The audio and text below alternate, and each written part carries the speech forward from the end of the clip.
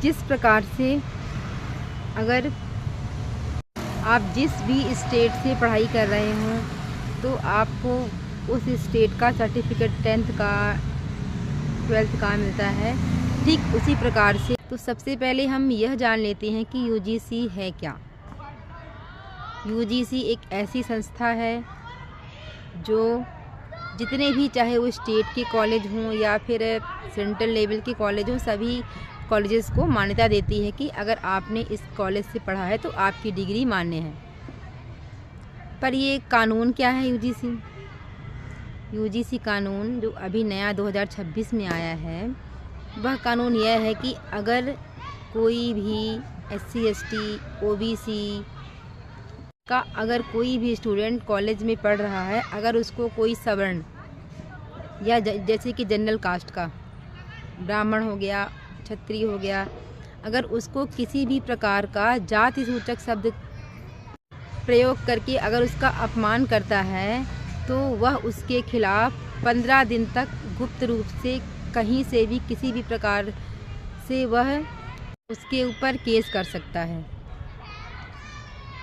और इससे पहले 2012 में भी ये कानून आया था, पर उस कानून को अब हटा दिया गया है। 2012 का कानून यह था कि अगर कोई कभी कभी क्या होता है कि किसी प्रकार से लड़ाई की वजह से भी लोग झूठ बोल देते हैं, कोई SC ST वाला हो, OBC वाला हो, कि इसने मुझे ऐसे जाति सूचक वर्ण से संबंधित मुझे किसी भी प्रकार का गलत शब्द का इस्तेमाल किया है, यानी कि गलत शब्द मतलब जाति सूचक अगर उसने नहीं भी किया है तो 2012 के अकॉर्डिंग वह अगर उसने झूठ बोला है तो उसके खिलाफ भी कार्यवाही होगी कि आपने ऐसा क्यों किया है।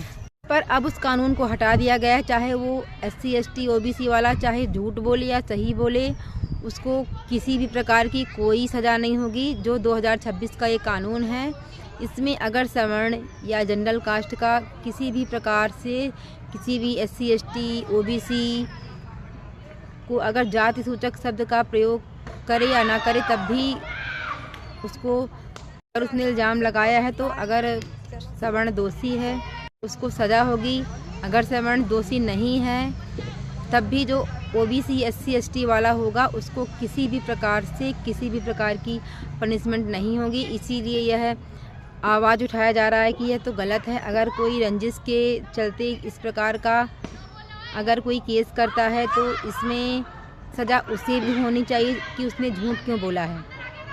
तो ये है यूजीसी कानून। तो आपको ये अपडेट अच्छा लगा होगा। कैसा लगा आपको मेरा ये प्रेजेंटेशन, मुझे कमेंट में ज़रूर बताइएगा। तो ये है नया यूजीसी कानून, और इस कानून को जो आज लाया जा रहा है, कहीं ना कहीं बहुत पहले से जो हम सवर्णों ने जो भी SC ST OBC के ऊपर अत्याचार किया, आज हम लोगों की ही देन है। अगर इस प्रकार से पहले छोटी जातियाँ बड़ी जातियाँ इस प्रकार से मान्यता ना होती, हम लोग किसी भी जो सवर्ण हैं वो किसी भी जाति को इस प्रकार से अपमानित ना करते जो हमारे पूर्वज थे, तो आज हम लोगों को इस प्रकार के जो नियम हैं इसका सामना कभी ना करना पड़ता। कहीं ना कहीं इसके ये हम ही जिम्मेदार हैं। पहले क्या था कि जो छोटी जात के लोग होते थे उनको ना ही कुएं से पानी भरने दिया जाता था, ना ही उनको मंदिर में जाने की अनुमति थी, ना ही किसी दुकान में, यहाँ तक कि अगर उनको कोई टच भी कर दे तो उसके बाद उसको नहाना पड़ता था।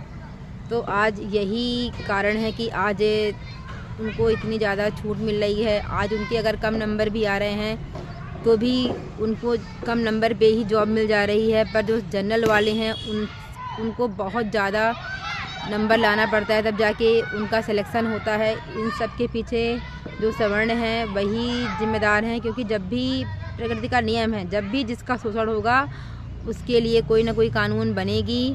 और आज हम लोग खुद जिम्मेदार हैं, जितने भी सवर्ण हैं, ये तरह तरह के SC ST OBC कानून लाने के लिए। अगर हम लोगों ने इनका शोषण ना किया होता तो शायद हमारे बच्चों को इस प्रकार का सामना ना करना पड़ता।